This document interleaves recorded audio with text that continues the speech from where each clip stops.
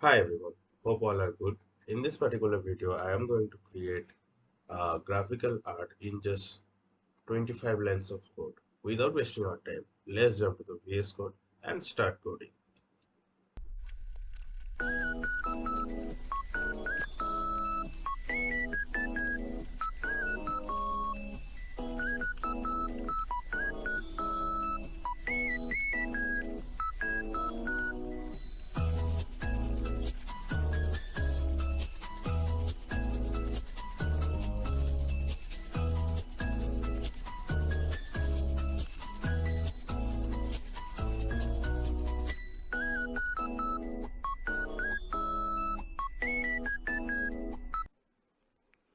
Hope you like this video. So do subscribe, comment down, and I will meet you in next video.